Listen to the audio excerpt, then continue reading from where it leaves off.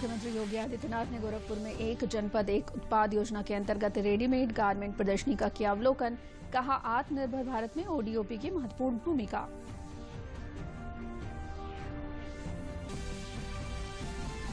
देश में तेजी से चल रहा है कोविड का टीकाकरण। देश में अब तक 4,36,00,000 से ज्यादा लोगों को दी गई कोविड की वैक्सीन।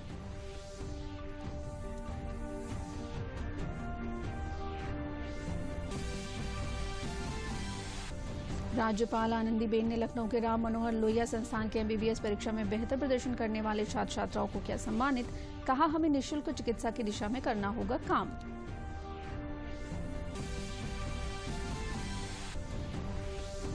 और प्रदेश सरकार के मंत्रियों ने विभिन्न जनपदों में सरकार के 4 सालों में किए गए कामों को बताया। कहा, सरकार ने तेजी से किए विकास कार्य, सभी वर्गों का हुआ विकास।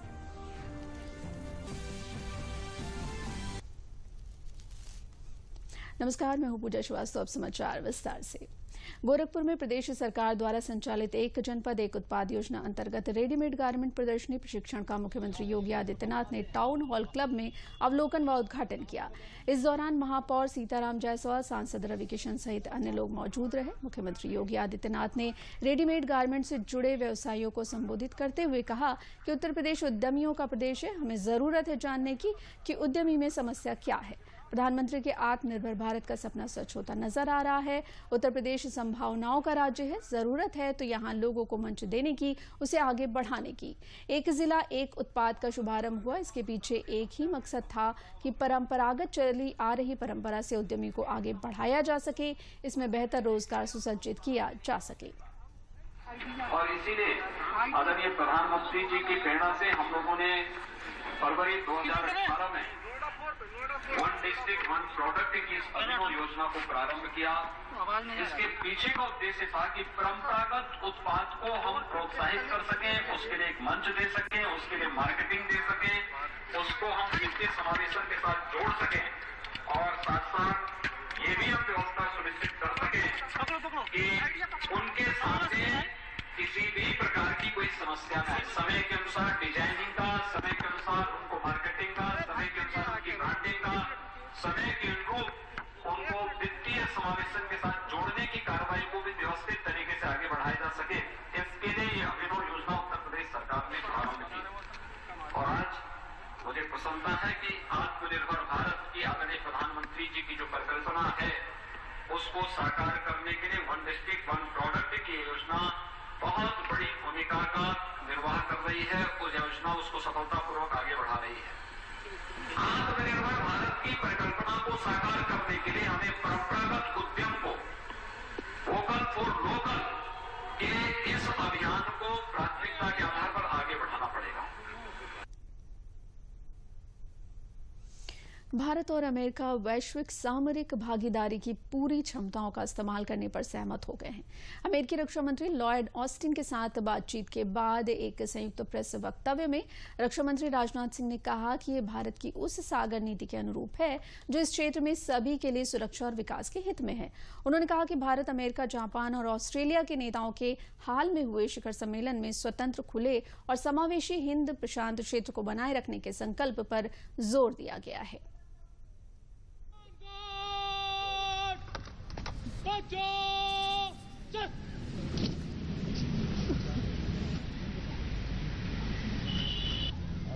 भारत के दौरे पर आए अमेरिकी रक्षा मंत्री लॉयड जेम्स ऑस्टिन ने मुक्त और खुले हिंद प्रशांत क्षेत्र की वकालत कर भारत के रणनीतिक हितों को मजबूती प्रदान की है। उन्होंने पीएम मोदी का समर्थन करते हुए फ्रीडम ऑफ नेविगेशन और फ्रीडम ऑफ ओवरफ्लाइट के दृष्टिकोण को रखने के साथ कहा कि यह क्षेत्रीय सुरक्षा के लिए हमारे साझा दृष्टिकोण की पुष्टि करता है। रक्षा मंत्री राजनाथ सिंह के साथ मुलाकात के दौरान अमेरिकी रक्षा मंत्री ने अमेरिका और भारत के रिश्तों की प्रतिबद्धता को दर्शाया। रक्षा मंत्री राजनाथ सिंह ने कहा कि चर्चा के दौरान दोनों देश रक्षा के उभरते हुए क्षेत्र में सहयोग बढ़ाने पर सहमत हुए हैं। भारत, अमेरिका, जापान और ऑस्ट्रेलिया के हाल में हुए फर्स्ट लीडर समिट ने फ्री, ओपन और इनक्लूसिव इंडो पैसिफिक क्षेत्र को बनाए रखने के हमारे संकल्प को दोहराया है। हमारी चर्चा के दौरान हमने कुछ गैर पारंपरिक चुनौतियों जैसे कि तेल रिसाव और पर्यावरणीय आपदाओं, नशीले पदार्थों की तस्करी और इलीगल, अनरिपोर्टेड और अनरेगुलेटेड फिशिंग आदि को संबोधित करने के लिए क्षमता निर्माण की आवश्यकता भी महसूस की है। जैसा कि दुनिया एक खुली और स्थिर अंतर्राष्ट्रीय प्रणाली के लिए एक वैश्विक महामारी और बढ़ती चुनौतियों का सामना कर रही है, यूएस और भारत संबंध एक स्वतंत्र और खुले भारत प्रशांत क्षेत्र का समर्थक है। दोनों देशों ने द्विपक्षीय और बहुपक्षीय युद्धाभ्यासों की व्यापक समीक्षा की और अमेरिका हिंद प्रशांत कमान, मध्य कमान, अफ्रीकी कमान के साथ सहयोग बढ़ाने पर सहमति व्यक्त की। हमारी आज की बातचीत हमारे बीच वाइड रेंजिंग डिफेंस कोऑपरेशन और सर्विसेज के बीच expanding military to military engagement, information sharing और रक्षा के उभरते हुए क्षेत्रों में सहयोग और म्यूचुअल लॉजिस्टिक्स सपोर्ट पर केंद्रित थी। हमने हमारे बीच कई बाइलेटरल और मल्टीलेटरल एक्सरसाइजेज की समीक्षा की तथा हम इंडियन मिलिट्री और US Indo Pacific command, central command और अफ्रीका कमांड के बीच सहयोग बढ़ाने पर सहमत हुए हैं। हमारे बीच लेमोआ, कॉमकासा और बेका समझौते हो चुके हैं। यह स्वीकारते हुए हमने उनके फुल पोटेंशियल को रियलाइज करने के लिए आवश्यक कार्रवाई पर भी चर्चा की है। संयुक्त बयान जारी करते हुए अमेरिकी रक्षा मंत्री लॉयड जेम्स ऑस्टिन ने कहा कि भारत अमेरिका संयुक्त रूप से मिलकर क्षेत्रीय सुरक्षा को बढ़ाने का साझा दृष्टिकोण रखते हैं। भारत विशेष रूप से आज के तेजी से बदलते अंतर्राष्ट्रीय वातावरण के बीच एक महत्वपूर्ण भागीदार है।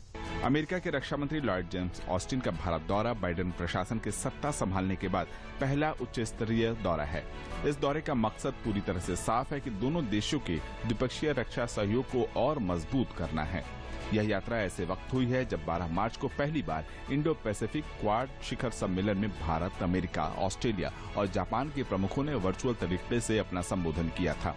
खास बात ये थी कि चारों देशों के शीर्ष स्तर पर ये पहली क्वाड मीटिंग थी।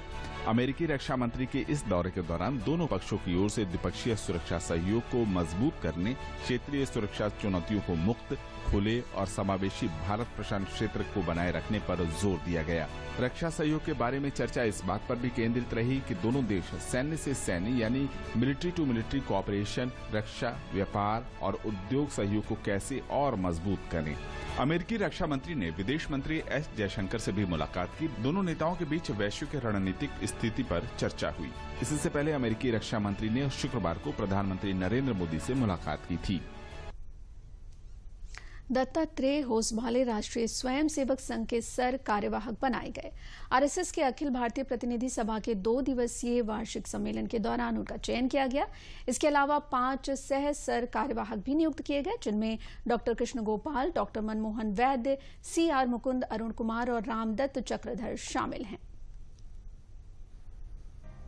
दत्तात्रेय होसाबले राष्ट्रीय स्वयंसेवक संघ के सरकार्यवाह बनाए गए हैं। वे अब तक संगठन में सह सरकार्यवाह की जिम्मेदारी का निर्वहन कर रहे थे। उनका चुनाव अखिल भारतीय प्रतिनिधि सभा के 2 दिवसीय वार्षिक सम्मेलन के दौरान किया गया।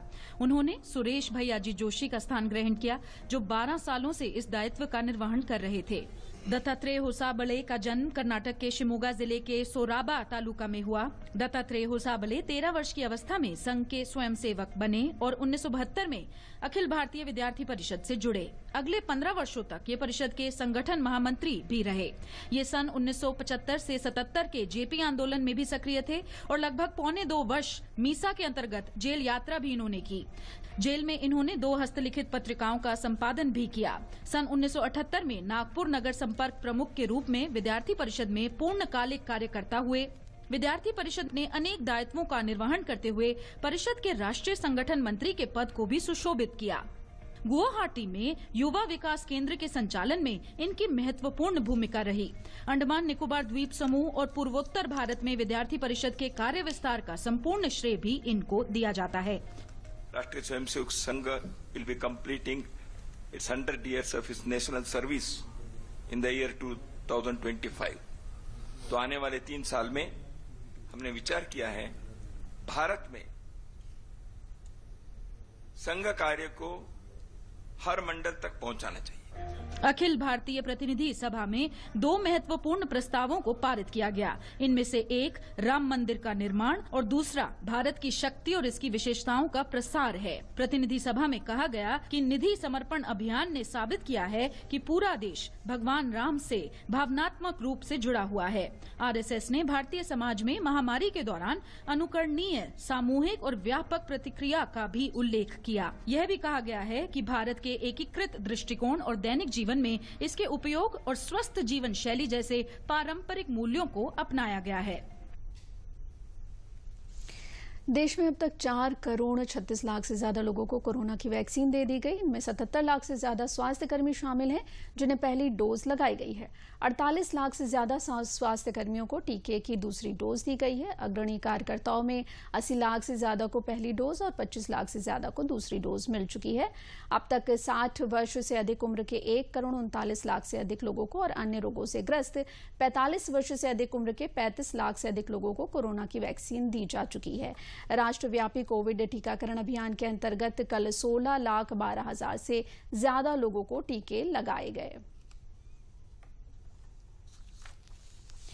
देश में कोरोना संक्रमितों की संख्या के लगातार बढ़ने को लेकर प्रदेश की योगी सरकार सजग हो गई है। मध्य प्रदेश से सटे और महाराष्ट्र से आने वाले मुख्य मार्ग से जुड़े झांसी में प्रदेश के अपर मुख्य सचिव स्वास्थ्य ने जालौन, झांसी, ललितपुर, झांसी मंडल की समीक्षा की और किसी भी स्थिति से निपटने के लिए विभाग के अधिकारियों को निर्देशित किया। उन्होंने बताया कि प्रदेश में टेस्टिंग लगातार बढ़ाई जा रही है। हमारा ध्यान टारगेट टेस्टिंग पर है। होली में बाहर से आने वालों की जांच की जाएगी। संक्रमण से बचाव के लिए केंद्र द्वारा जारी किए गए निर्देशों का प्रदेश में पालन करवाया जा रहा है।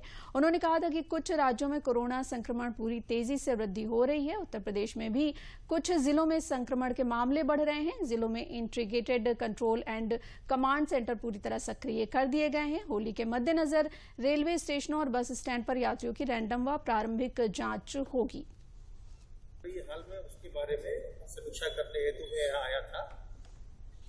यहाँ के अधिकारियों की टीम पूरी तरह सजग है और इनका पूरा प्रयास है कि कोविड के केसेस को नियंत्रित रखा जाए और जो उसकी स्ट्रैटेजी है वो अब सब लोग हम लोग जानते हैं। 1 वर्ष का अनुभव है लोगों का कोविड के नियंत्रण का, तो वो क्या करना है, इसमें कॉन्टैक्ट ट्रेसिंग करनी है, टेस्टिंग करवानी है और जो ट्रीटमेंट के साधन मुहैया कराने लोगों को, उन सब के बारे में लोगों को जानकारी है और उस दिशा में कार्य किया जा रहा है। आपके माध्यम से मेरा लोगों से अनुरोध होगा कि जो कोविड से बचाव के तरीके हैं उनको जरूर अपनाते रहें। अपने हाथ को बार बार साबुन पानी से साफ करते रहें। अपने मुंह और नाक को ढककर रखें क्योंकि कोविड के संक्रमण का जरिया हमारा मुंह, नाक और आंख ही है, सबसे बड़ा जरिया। और लोगों से दूरी बनाकर रखें। कोरोना संक्रमण एक बार फिर से बढ़ता नजर आ रहा है। बीते 20 दिनों में संख्या बढ़कर 5 गुना हो गई है। कल प्रदेश में 442 नए संक्रमण के मामले मिले। बीते 24 घंटों में लखनऊ में 115 मामले संक्रमण के मिले। राजधानी समेत प्रदेश के 21 जिलों में संक्रमण बढ़ा है, जिसकी वजह से अब एक्टिव केस की संख्या 2774 हो गई है।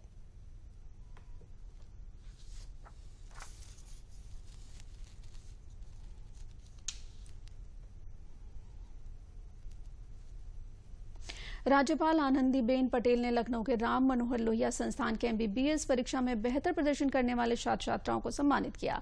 इस अवसर पर प्रशस्ति वर्मा, सरला मिश्रा, शौर्या पांडे सहित बड़ी संख्या में मेडिकल छात्र छात्राओं को सम्मानित किया गया। कार्यक्रम को संबोधित करते हुए राज्यपाल आनंदीबेन पटेल ने मेडिकल छात्र छात्राओं को बेहतरीन प्रदर्शन के लिए शुभकामना देते हुए कहा कि मेडिकल के क्षेत्र में बेहतरीन प्रदर्शन करने वाले ये छात्र भविष्य की स्वास्थ्य व्यवस्था की जिम्मेदारी तय करेंगे। उन्होंने कहा कि हमें निःशुल्क चिकित्सा की दिशा में काम करना होगा।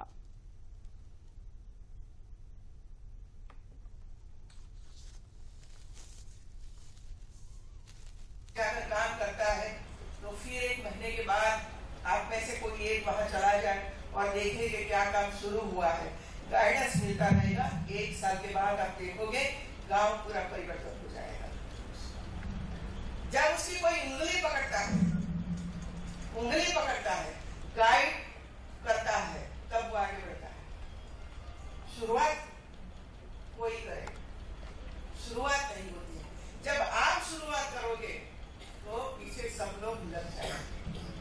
हम सब लोगों को है। तो मैं चाहती हूँ कि 15-20 गांव के प्रधानों को बुलाइए और उसके साथ खिलाइए और अच्छी बातें उसके सामने बताइए और बाद में संपर्क रखिए उनके साथ, तो वो गांव में मैं मानती हूँ अचूक परिवर्तन आएगा। बरेली में केंद्रीय श्रम एवं रोजगार मंत्री संतोष गंगवार ने दत्तोपंत ठेंगड़ी राष्ट्रीय श्रमिक शिक्षा एवं विकास बोर्ड की ओर से असंगठित क्षेत्र के श्रमिकों के लिए 2 दिवसीय विशेष जागरूकता कार्यक्रम एवं संभागीय विभाग की ओर से आयोजित सड़क सुरक्षा की बैठक में हिस्सा लिया। विकास बोर्ड द्वारा आयोजित जागरूकता कार्यक्रम में महिला श्रमिकों को केंद्र सरकार द्वारा श्रमिकों के लिए चलाई जा रही कल्याणकारी योजनाओं के प्रति जागरूक किया गया। श्रमिकों को योजनाओं से लाभ लेने की जानकारी दी गई। शिविर के उद्घाटन कार्यक्रम में केंद्रीय मंत्री ने कहा कि किसी देश का विकास तभी संभव है जब वहां के श्रमिक जागरूक और सजग हों। वहीं केंद्रीय मंत्री ने सड़क सुरक्षा की बैठक में लोक निर्माण विभाग NHAI के अधिकारियों द्वारा काम समय से पूरा न करने पर नाराजगी जताई। कार्यक्रम के बाद मीडिया से बात करते हुए उन्होंने कहा कि प्रदेश सरकार की 4 वर्ष पूरे होने पर केंद्रीय मंत्री ने कहा कि अब उत्तर प्रदेश वास्तव में उत्तम प्रदेश बनने की राह पर है। मजदूरों में जागरूकता और मजदूरों को एक आवश्यक जानकारी प्रक्रिया का हिस्सा है। ये बात मुझे मानने में कोई आपत्ति नहीं है। ये बोर्ड जिस प्रकार से और सक्रिय होकर काम करना चाहिए, अभी इसकी और आवश्यकता है। पर जैसे यहाँ पर आप ध्यान दे रहे हैं, आज 100 के करीब बहनें आई हैं। ये जागरूकता का संदर्भ, जागरूकता विषय, और वास्तव में जब हम ये कहते हैं देश में 10 करोड़ संगठित मजदूर और 50 करोड़ असंगठित मजदूर, और प्रधानमंत्री की चिंता इन सब के प्रति है कि सबको कैसे सही दिशा दी जाए और सब अपने अधिकारों की लड़ाई लड़ें, उसके लिए हम लोग काम कर रहे हैं। प्रदेश सरकार के सफलतापूर्वक 4 वर्ष पूर्ण होने के अवसर पर सरस्वती विद्या मंदिर डिफेंस कॉलोनी जांचमऊ में प्रदेश सरकार के औद्योगिक विकास मंत्री सतीश महाना ने विकास कार्यों का शिलान्यास व लोकार्पण किया। उन्होंने प्रदेश सरकार द्वारा 4 वर्षों में कराए गए विकास कार्यों के विकास पुस्तिका का विमोचन किया और उत्तर प्रदेश पर्यटन विभाग के द्वारा नजफगढ़ का सौंदर्यीकरण एवं पर्यटन विभाग विकास 49.64 लाख के कार्य का शिलान्यास सहित राज्य वित्त योजना के अंतर्गत कई अन्य विकास कार्यों का लोकार्पण किया। पत्रकारों से बात करते हुए सतीश महाना ने कहा कि प्रदेश सरकार के 4 वर्षों की उपलब्धि जनमानस के सामने है। जनता के विश्वास पर खरा उतरने का काम योगी सरकार ने किया है। अविकसित क्षेत्रों का संपूर्ण विकास किया जा रहा है और प्रदेश में कानून व्यवस्था में काफी सुधार हुआ है। गांव और शहरों में 22 से 24 घंटे बिजली मिल रही है। सिंचाई के लिए पानी उपलब्ध है। सड़कें अच्छी बनी है और क्षेत्र में विकास हुआ है। 4 वर्षों में जनता के विश्वास के ऊपर खरा उतरने का काम आदरणीय योगी जी की सरकार ने किया। मेरा सौभाग्य है कि मुझे विधानसभा क्षेत्र की सेवा करने का अवसर मिला। महाराजपुर विधानसभा क्षेत्र के लोगों का स्नेह, प्यार और विश्वास ही मेरी ताकत है, जिसके आधार के ऊपर जो अविकसित क्षेत्र था विकास के नाते से, उसको आज संपूर्ण विकास की ओर ले जाने के में सफलता प्राप्त करी है। लोगों का स्नेह, साथ, विश्वास तब होता है जब उनकी द्वारा अपेक्षाएं जो होती हैं उनको पूरा करने का काम किया जाए। इन 4 वर्षों के अंतर्गत विधानसभा के नाते से मेरे द्वारा जो कुछ भी हो सकता मैंने किया, और उसी के कारण जनता का स्नेह, प्यार और विश्वास आज यहाँ पर इतनी बड़ी संख्या में देखने को मिल रहा है। प्रदेश में लॉ एंड ऑर्डर की सिचुएशन बहुत अच्छी हुई। बिजली आज 22 से 24 घंटे गांव में और शहर में और गांव में मिल रही है। सिंचाई के लिए पानी उपलब्ध है। सड़कें अच्छी बनी हैं। बिजली की व्यवस्था अच्छी हुई है।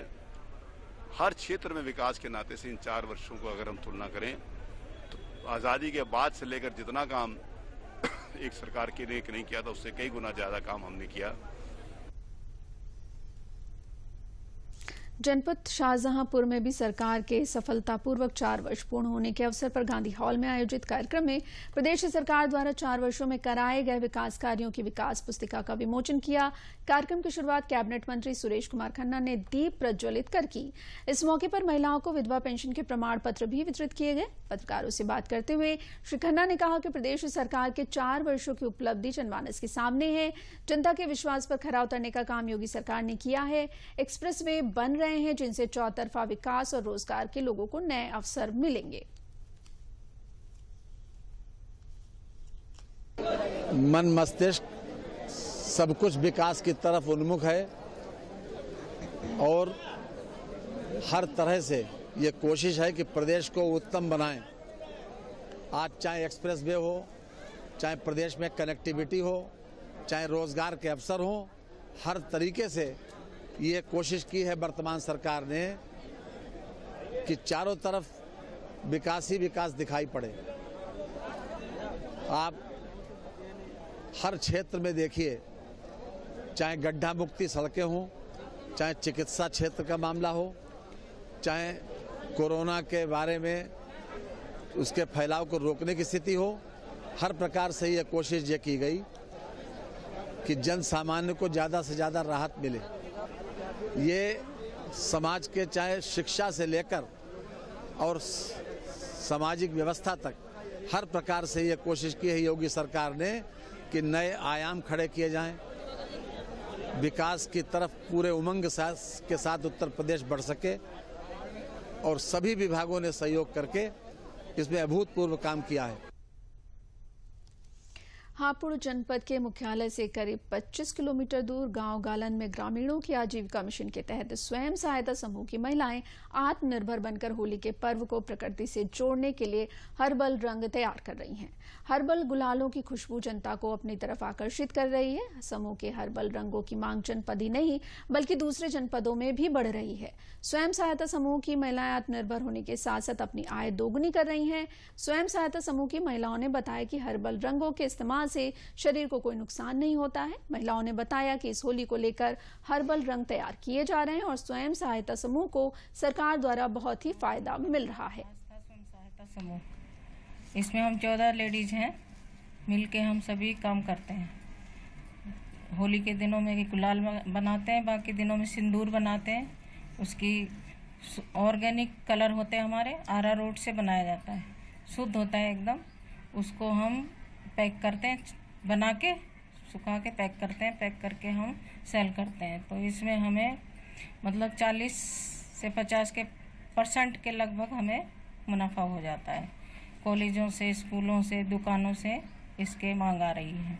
हम इसमें काम काज करते हैं मैडम के साथ मिलके, हमें ये अच्छा भी लगता है और बहुत इससे हमें फायदा भी है। जैसे सीजन का काम है ये, तो सीजन के काम में होली के टाइम में गुलाल बनाकर महिलाएं आसपास की दुकानों पे स्टॉल लगाकर, और कॉलेजों से भी डिमांड आती है, IMT कॉलेज से भी आती है, राजपुताना से भी कई जगह से डिमांड आती है। तो इस टाइम में महिलाएं अच्छी मतलब सेल करके और अपने आत्मनिर्भर है, अपने पैरों पर खड़ी है इस टाइम।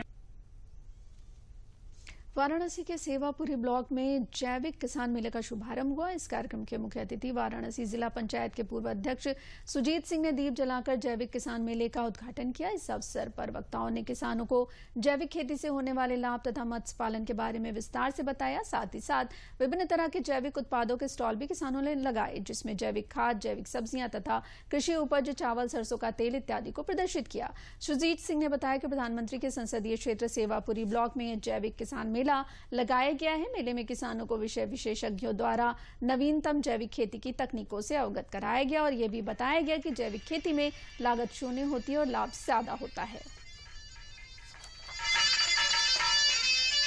यह किसानों का जो मेला है, इसमें बहुत सी नई नई टेक्निक मिल रही हैं। बड़े बड़े वैज्ञानिक सब आते हैं और बताते हैं, और ये करना हमारे लिए उचित है और हम इसके द्वारा खेती कर भी रहे हैं।